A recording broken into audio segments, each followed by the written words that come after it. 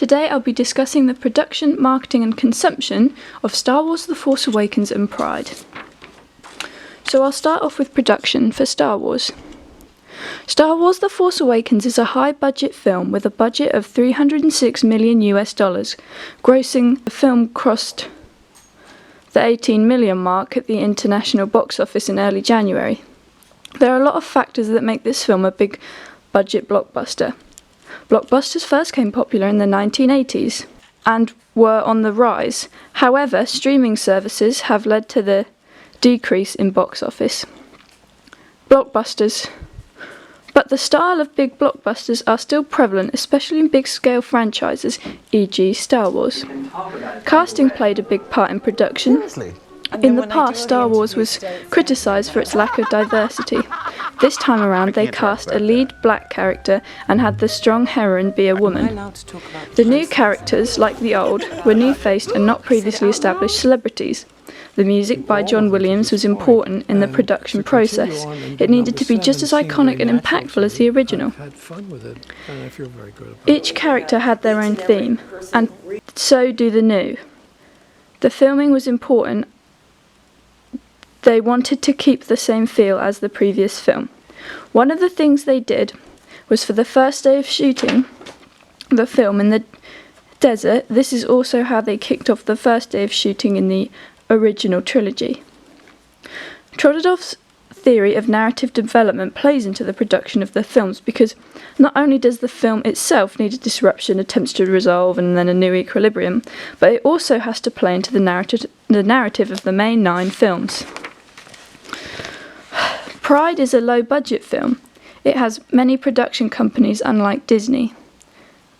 British Film Institute, Pathé, Canal+, BBC Films, Ingenious Media and Cine Plus all contributed to the production of the film. Unlike Star Wars The Force Awakens, the producers did not have a big budget and a big reputation like Disney, with pre-existing expectations. This meant it was more of a gamble for these companies to donate. The lower budget meant filming took place in a more naturalistic settings, unlike Star Wars, which is filmed in hangars using big green screens. The production ties in with Daniel Chandler's theory of genre conventions. Pride is a gritty social leftist commentary, meaning that according to Chandler there are certain things one would expect to see. For example, people of a lower socio-economic income, some sort of disadvantage a person has, an oppressive figure, not many shots of lavish items or locations. Now I'll talk about marketing. Marketing was very important to Star Wars The Force Awakens. It had been many years since the poorly received prequels, and the franchise needed to redeem itself in the audience's eyes. This was a big part of the film's marketing. They needed to keep the sense of the original trilogy and integrate new characters just as iconic as the original. At Comic-Con, the biggest reception by far was that of the original cast, so the proverbial baton needed to be passed well. Hence Twitter picture showing a read-through. This went viral and shows old and new casts sat amongst each other, reinforcing the integration. Abrams also made the creative call to make as many of the alien characters as possible puppets. The design ideas went through a screening process to check fitted in as much as possible with the pre-existing aliens. Disney as a company had more power to push the marketing, as it's a huge name, but it also had more pressure to live up to the originals that were made by Lucasfilms. The original trailer was very wordy. George Lucas bring you an adventure unlike anything on your planet, as it had to explain everything and entice audiences, whereas the new trailer isn't as wordy and leaves more to the imagination. They're real.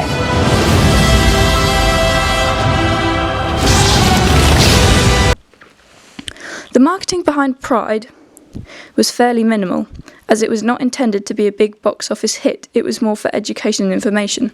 Bulmer and Katz, but I'll talk about that more later. The film had an established cast of sorts.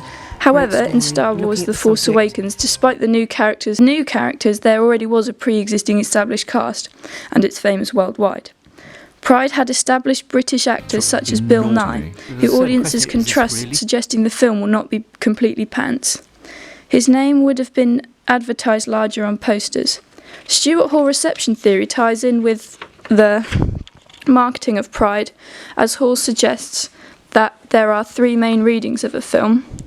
One that 100% agrees with the message, the preferred reading, one where the message is partly agreed, the negotiated reading, and one where the message is completely disagreed with, the oppositional reading. This fits into marketing because, as it is rather political, it's possible that it could be quite controversial, so it's important people go and see it to at least hear the message. Now I will talk about consumption. Star Wars is meant to be consumed in a big screen IMAX cinema with surround sound to fully immerse the audience. The purpose of Star Wars The Force Awakens, according to Bulmer and Katz, is entertainment and diversion. It allows the audience to escape and allows the audience time to be distracted and take their mind off their busy, hectic lives. The film also released around Christmas to boost box office sales and ancillary revenue. Also, due to Disney's new Disney Plus streaming service, it allows Star Wars The Force Awakens to be consumed anywhere and whenever, although it is best viewed on a big screen. It is also vastly popular due to Vladimir Prop's theory of character roles. Prop suggests characters in a film all fit the same type of characters. For example, the hero, the princess, who needs rescuing, the donor, who gives something in order to help the hero's quest, villain, etc. This is very prevalent in Star Wars and contributes to its overall fairy tale feel. The same applies to Levi Strauss' theory of binary opposites, which is extremely prevalent in Star Wars. The dark side versus the light side. You want to see the battle between the two sides and be reassured that good will always win. These conventions boost sale and overall consumption. These conventions are also shown in Pride. Levi Strauss, the gay community kind of versus the minor community, both from very different backgrounds and have different connotations. Vladimir Prop theory would suggest that there is also in Pride these character roles. However, they are not as clear as in Star Wars, and Pride is based on a true story and Star Wars is fantasy. Pride was most likely intended to be watched at home, somewhere relaxing, so you can fully take in the message, pause the film to research facts as it is a true story. It would be on DVD most likely, meaning audiences can re-watch it and it can be more impactful.